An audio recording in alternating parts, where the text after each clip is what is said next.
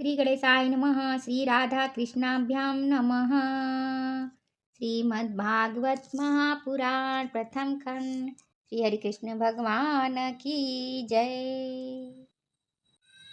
श्री गणेशाय नमः। हनुमान जी सुनिए, शिव जी सुनिए, कृष्ण भगवान सुनिए। राधे राधे। सीताराम सीताराम।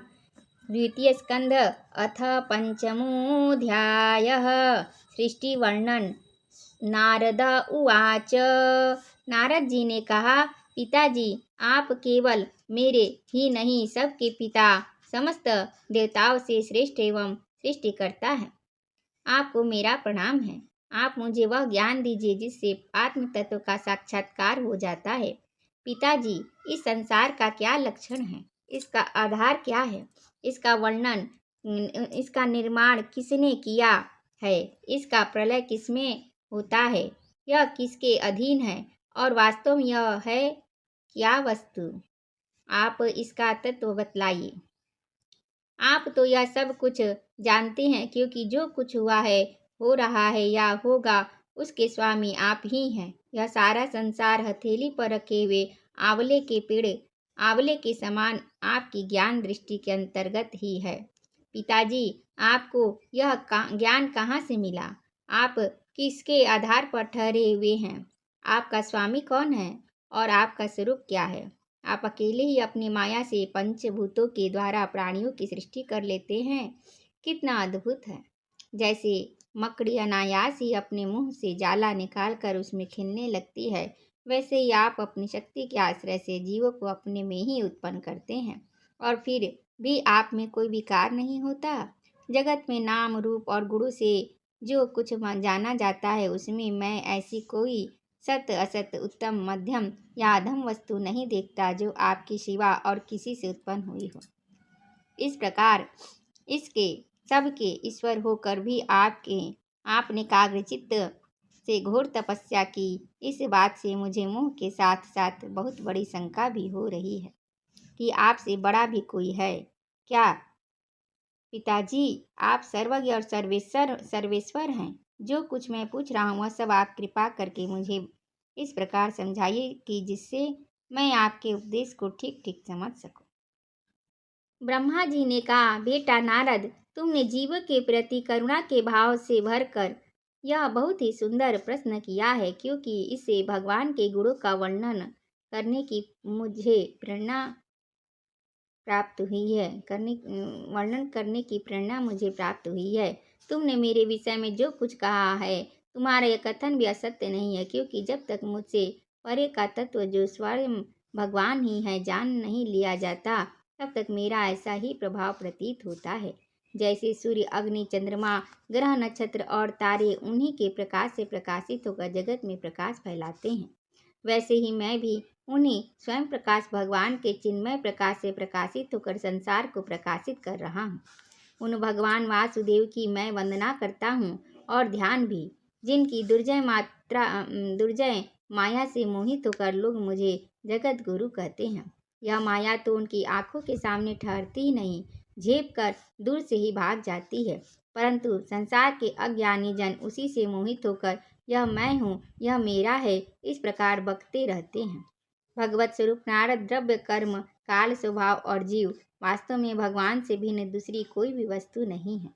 वेद नारायण के परायण हैं, देवता भी नारायण के ही अंगों में कल्पित हुए हैं, और समस्त यज्ञ भी नारायण की प्रसन्नता के लिए ही है, तथा उनसे जिन लोगों की प्राप्ति होती है वे भी नारायण में ही कल्पित है। सब प्रकार के योग भी नारायण की प्राप्ति के हेतु हैं, नारायण की प्राप्ति के ही हेतु हैं। सारी तपस्या नारायण की ओर ही ले जाने वाली है। ज्ञान के द्वारा भी नारायण ही जाने जाते हैं। समस्त साध्य और साधनों का पर्यवसान भगवान नारायण में ही है। वे दृष्टा होने पर भी ईश्वर हैं, स्वामी हैं, निर्विकार होने पर भी सर्वरूप स्वरूप है।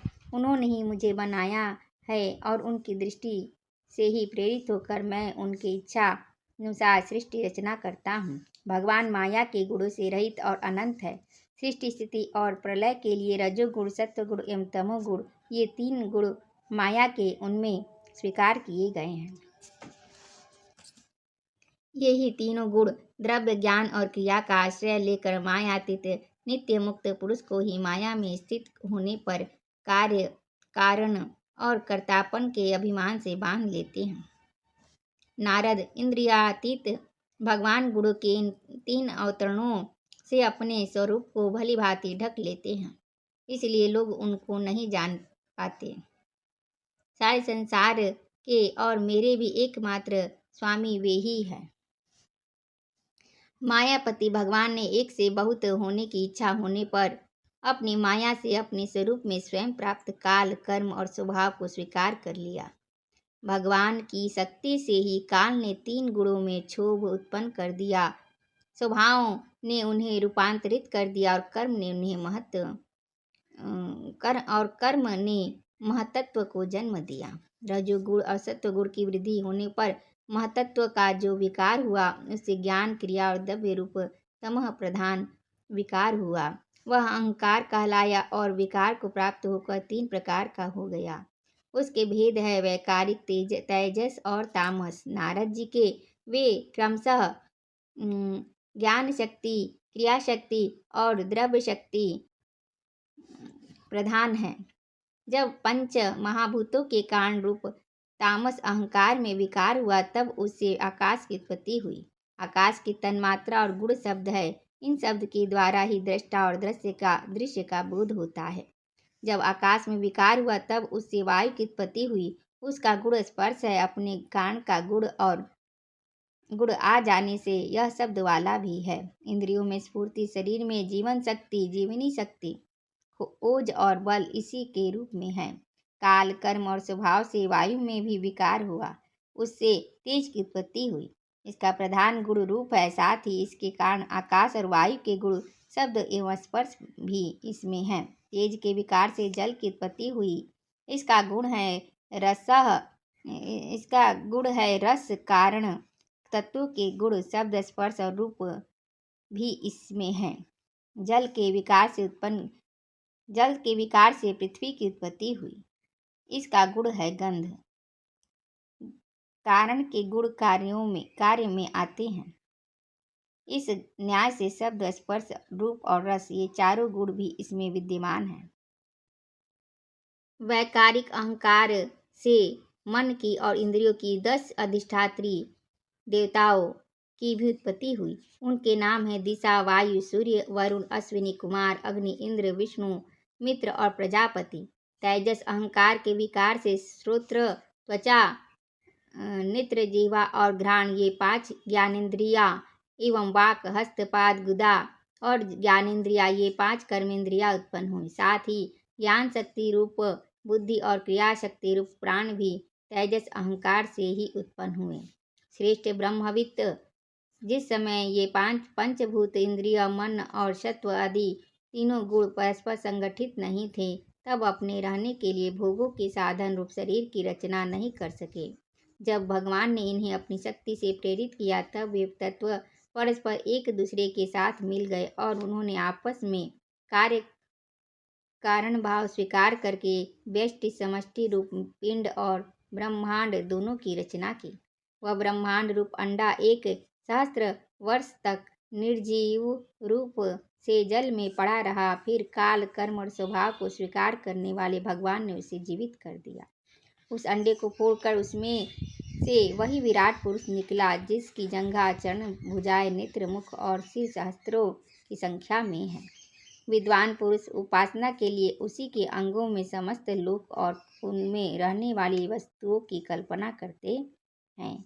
उसकी कमर से नीचे के अंगों में 7 पाताल की और उसके पेड़ों से ऊपर के अंगों में 7 स्वर्ग की कल्पना की जाती है। ब्राह्मण इस विराट पुरुष का मुख है। भुजाएं क्षत्रिय, जांघों से वैश्य और पैरों से शूद्र उत्पन्न हुए हैं। पैरों से लेकर कटी पर्यंत 7 पाताल और भूलोक की कल्पना की गई है। नाभि में भुवर लोक की, हृदय में स्वर्ग लोक की और परमात्मा के वक्षा स्थल में महरलोक की कल्पना की गई है। उसके गले में जनलोक, दोनों स्तरों में तपोलोक और मस्तक में ब्रह्मा का नित्य निवास स्थान